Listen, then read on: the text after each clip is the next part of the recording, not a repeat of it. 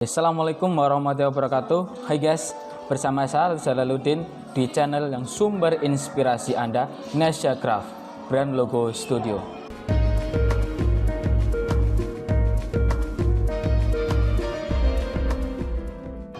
Nah, dalam video ini kita akan membahas tentang sejarah logo. Kalian pernah nggak sih kepikiran logo pertama itu digunakan pada tahun berapa dan di mana? Nah, kebetulan sekali bila Anda itu belum pernah mengetahui, kali ini saya ingin mengulas tentang sejarah logo yang diambil dari buku karya Pak Suryanto Rustan dengan judul Mendesain Logo edisi 2017. Oke, kita mulai ya. Identitas nasional pertama kali diciptakan itu pada zaman Kekaisaran Romawi pada 27 sebelum Masehi sampai 476. Identitas ini adalah SPQR, Senatus Populusque Romanus, artinya senat dan rakyat Roma. Identitas tersebut diterapkan pada koin, literatur politik, dan pada monumen. Lanjutnya, sejarah ini berkembang sampai di kerajaan Inggris pada abad ke-13.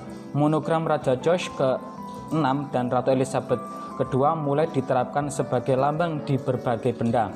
Ada juga dari literatur, bangunan, bahkan sampai diterapkan pada roti. Dilanjut ke abad ke-14, para seniman tukang bangunan pun mulai mengenal yang namanya sistem identitas sebagai pengenal atas karya-karya yang pernah dihasilkan, yang dimana identitas tersebut dinamakan dengan Stenomason Marks. Dilanjut ke tahun 1439, beriringan dengan berkembangnya dunia percetakan di Eropa, simbol-simbol tersebut mulai berkembang dan menjadi suatu karya seni yang berupa printer marks atau typography marks. Hal ini bertujuan untuk melindungi hasil karya cetakan dari suatu pembajakan. Di tahun 1619, Jan Peter Jones menyatakan Batavia sebagai pusat perdagangan Asia Timur melalui perusahaan VOC. Ini sudah sampai ke negara Indonesia. Perusahaan VOC pun mulai menggunakan monogram sebagai identitas perusahaannya yang diterapkan pada bangunan dan benda inventaris mereka. Ini contoh monogram yang dicetak di koin pada tahun 1735. Gimana teman-teman? Indonesia sudah ada dalam sejarah logonya. Lanjut di tahun 1756, Raja Prancis Louis ke-15 tak mau ketinggalan dengan negara lain.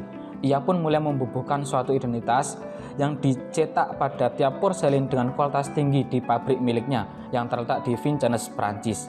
Cap tersebut berupa simbol, nama dirinya, Dutch mark, printers, dan glinder marks yang menginformasikan tahun produksi, siapa yang membuatnya, dan siapa tukang pelapis emasnya. Lanjut pada tahun ke-1875 ada Best & Co Brewery. Setelah mendaftarkan mereknya di Inggris, ini menjadi trademark pertama kali di dunia. Jadi kalau ada yang bertanya, trademark pertama di dunia itu apa? Brand apa? Maka jawab Best & Co Brewery. Brand ini mempunyai ciri khas bentuk segitiga merah pada logo yang sangat mudah dikenali dan diingat. Bahkan di lukisan Howard Manet dalam satu karyanya Bar at the Folly Speaker, logo itu ada pada 40 lukisan di Picasso di periode kubisme sekitar tahun 1914. Lalu lanjut di tahun 1880-an, James Walter Thomson menerbitkan The J. Walter Thomson Blue Book yang menjadi buku seri pertama yang mengulas tentang brand. Jadi buku yang mengulas tentang brand pertama kali di dunia ini diterbitkan atau diciptakan oleh yang namanya James Walter Thomson.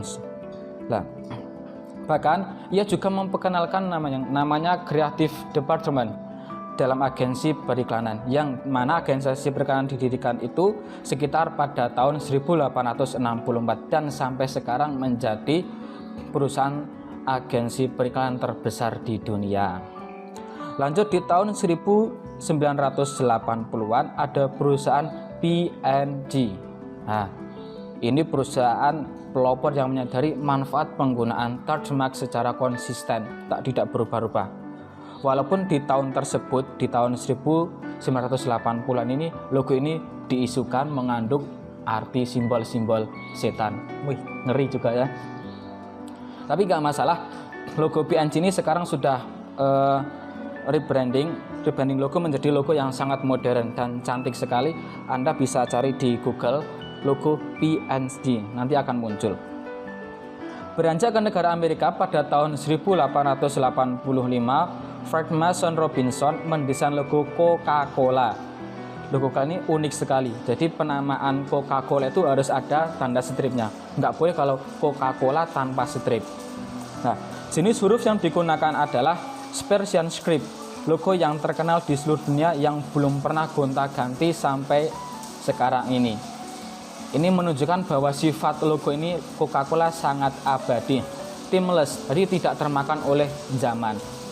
Logo yang pertama dicetak 1885 sampai 2021 ini Coca-Cola belum pernah ganti logo.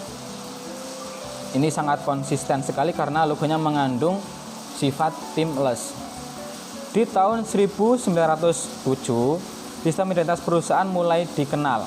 Pertama kali dikenalkan oleh Peter Behrens dari Jerman. Hasil karya dari Behrens mendesain trademark untuk perusahaan elektronik AEG. Bahkan dia juga dijuluki sebagai industrial designer pertama dalam sejarah. Wow, sangat keren sekali. Ini ada suara gemercik hujan karena di Semarang sedang hujan malam ini. Tapi nggak apa-apa. Lanjut, di tahun 1927 ada logo TDAM, karya dari Karl Solvik, seorang desainer logo dari Jerman yang pertama kali menggunakan trademark yang bersifat ikonik. Hasil perkembangan dari bentuk huruf black letter script yang tebal, konsep logo ini memiliki sifat minimalis dalam penampilan, namun tetap wow sekali. Ini karya yang sangat-sangat bagus menurut gua. Lanjut, sampai pada tahun 1930, logo di Amerika kebanyakan berbentuk ilustrasi. Bahkan, logo dari brand terkenal yaitu The Chadwick Nationalist Company, dia menggunakan logo berbentuk ilustrasi karya dari Lauren Commercial Early, yang dimana sosok ilustrasi tersebut dia adalah tetangganya Early dari anak Irlandia yang tinggal di dekat rumahnya bernama Michael Ebardy, yang mana sekarang Michael ini menjadi seorang kartunis politik terkenal. Dilanjut tahun 1941 ada Landor Associates. Landor ini banyak mempelopori berbagai penemuan dan penelitian baik dalam desain maupun metode-metode yang menjadi standar dalam industri branding masa kini. Jadi Associates ini dari dulu sejak 1941 menjadi acuan pertama orang dalam membentuk industri branding atau menjadi standar dalam industri branding. Wow, sangat keren sekali sih. Nah, gimana teman-teman? Sampai detik ini sudah paham sejarah logo dari 27 sebelum Masehi sampai dengan 1941. Namun sejarah ini belum selesai. Saya akan lanjut di video berikutnya. Kenapa saya membagi video ini? Karena biar pemirsa itu tidak jenuh dengan apa yang saya bicarakan. Sedikit-sedikit namun tetap sampai pada pikiran dan tertanam dalam hati, yang dimana sejarah itu sangat penting sekali. Kita tidak boleh melupakan yang namanya sejarah, karena sejarah itu pada dasarnya sebagai pemahaman dasar untuk ilmu-ilmu yang akan kita pelajari. Nah, jangan lupa like and share atau subscribe channel ini agar teman-teman itu tidak ketinggalan notifikasi video terbaru dari Nesya Craft, channel inspirasi brand logo studio. Saya Salahuddin, wassalamualaikum warahmatullahi wabarakatuh.